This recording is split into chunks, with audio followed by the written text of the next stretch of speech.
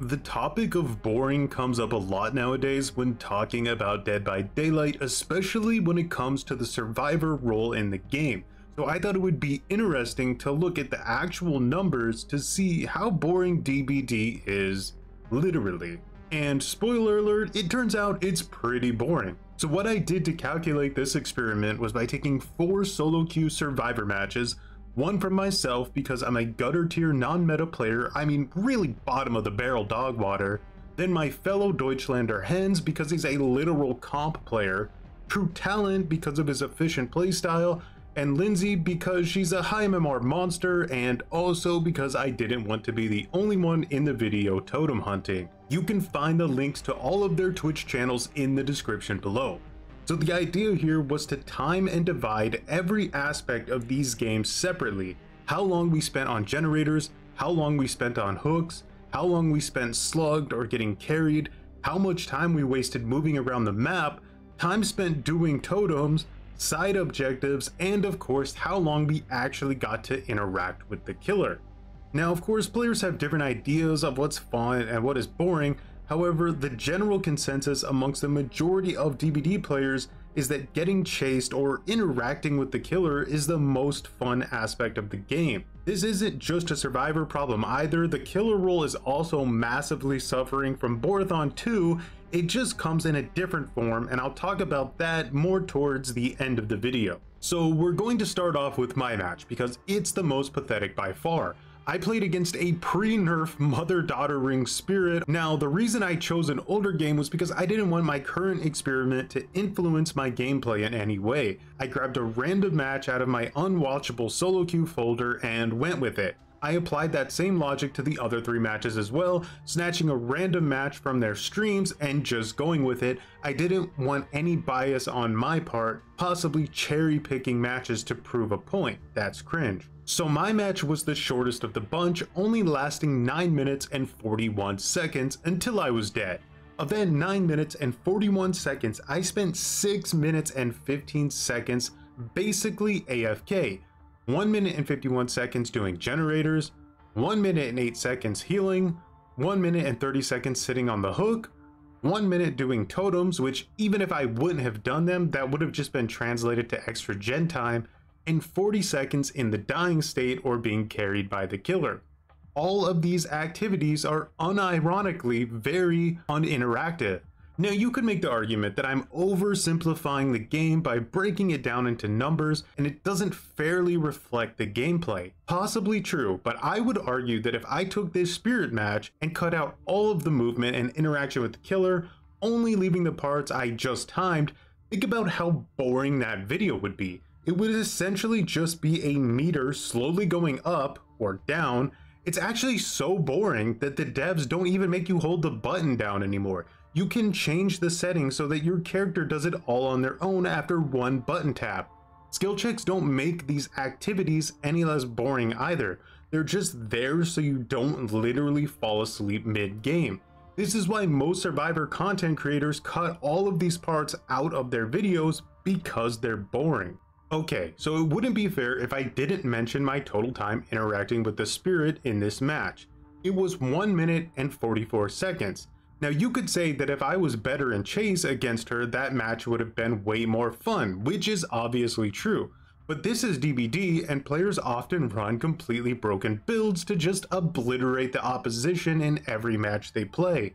In the case of the pre-nerfed mother-daughter ring and purple amulet, I was essentially an AI in her single player game on narrative difficulty. That leaves 1 minute and 42 seconds where I was traversing the map. I don't really find traversal boring as it is somewhat engaging, but I wouldn't say it's fun either. So for the sake of this experiment, traversal time is being considered a neutral zone between having fun and being bored. So now let's move on to a much better survivor player, Hens, playing against the Xenomorph in a 12 minute and 47 second long match. Of that time, he spent 5 minutes and 24 seconds watching meters go up or down with 3 minutes and 9 seconds of traversal. That left 3 minutes and 48 seconds of interacting with the killer in some form. To be clear, I don't just count chase time, I count any time the survivor is actively maneuvering because of the killer, chasing, hiding, anything. He also spent an additional 26 seconds setting up turrets, which I personally find to be a pretty engaging side objective for the survivor because it's interactive and you have to think about where you're going to get the most value out of it, bringing the total fun time to 4 minutes and 14 seconds. Now, 5 minutes and 24 seconds of borathon to 4 minutes and 14 seconds of fun might not seem like that bad of a ratio in a 4v1 game, but don't forget that I'm not counting matchmaking time or loading time, which adds a lot of additional boredom to every match you play. Also, keep in mind Hens is a pro player playing against a chase-oriented killer.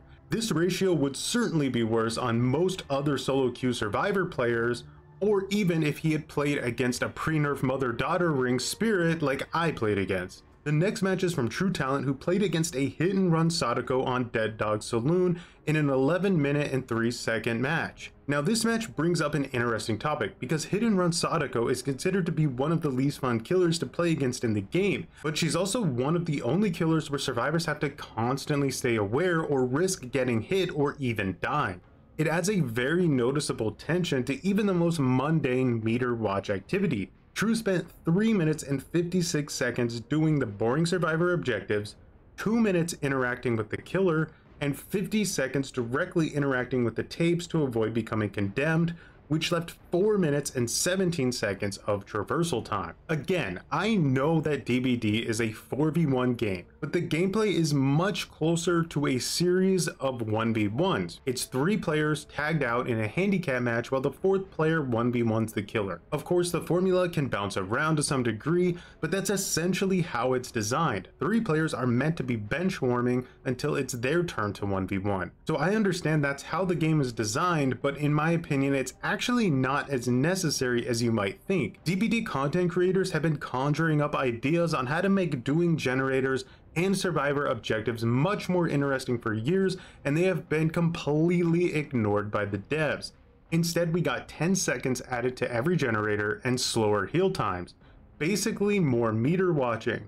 Totally boring, uncreative, and honestly flat out lazy solutions. It's never what's the best solution to the problem, it's how do we fix it the fastest with the least amount of effort. So now let's move on to our final match, Lindsay versus a Ghostface on the Eyrie of Crows in the longest match of 15 minutes and 33 seconds. Now Ghostface again is considered to be a pretty boring killer to play against because he doesn't really chase survivors, he just sneaks up and insta-downs them, at least the good ones. So in this match, Lindsay spent 7 minutes even in timeout watching meters go up and down, and only 2 minutes and 20 seconds actually interacting with the killer. And sadly enough, I have to count face camping as interaction here because even though it's also boring, it is a form of interaction with the survivors near the hook, but definitely not the survivor on the hook. They're still in timeout. This left 6 minutes and 13 seconds of traversal time. Totem hunts can be the real killer, they just don't exist when you're doing archive challenges for some reason. Now I could see some content creators might disagree with me a bit on gens being boring, but I think that's because gens are a great time to talk to chat, so it doesn't feel as boring for streamers as it does to everyday normal players, especially players who have been playing DBD for a long time. I also disagree with the notion that players who are bored of doing gens should just go play another game or take a break from DBD.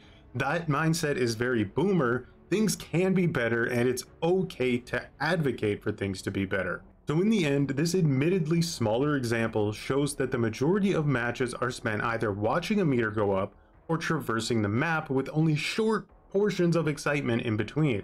This is all heavily influenced by the killer player as well. What killer do they play? What builds do they use? And most importantly, how do they play?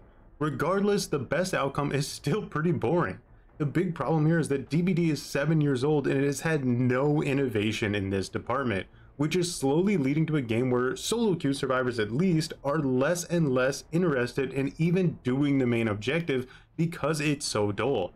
It's way more fun to run around the map, failing flashlight saves than it is to do generators. Archive challenges only make all of this worse as survivors are pretty much guaranteed to throw the match when trying to complete most of them. I've noticed all of this is creating sort of a divide in the DBD community where the more competitively minded players are being massively annoyed by the less competitively minded players, but that's a topic for another day. The last thing I want to talk about is how boring DBD currently is for killers. Now, killer can't be measured so mathematically like Survivor because it's very straightforward. So is killer boring to play? It depends on what type of player you are. If you have fun running really meta builds, using top tier killers, or playing sweaty every match, then yes. But I don't fall into this category. I prefer using M1 killers with no slowdowns, without focusing kills. I prefer interesting perk combos, and sadly, in the current state of DBD's balance, I'm massively punished for that.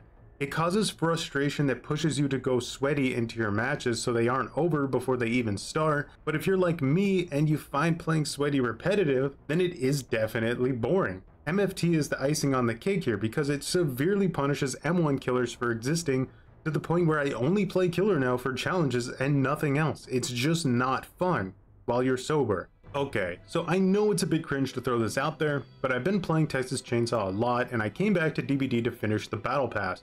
This is when I started to realize just how much downtime there is in DBD and how many of the staggering issues have been ignored for so long. It took 7 years for built-in anti-camp to get added to the game, meaning not a band-aid fix with a perk. Think about it. There are first graders who weren't born when this game released. It took them that long to implement a fix for the most universally boring playstyle in the game.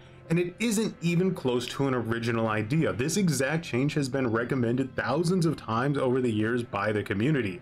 This behavior really needs 7 more years to implement a more interactive and interesting way of doing gens. I really hope not. So that's how boring DBD is in 2023. I'd be super interested for all of you to go out and time how boring your matches are. You don't even have to use the same criteria as I did. If you find certain things fun or boring that others don't, factor that in. Let me know in the comments how your matches turned out. And as always, thanks for watching and have a good one.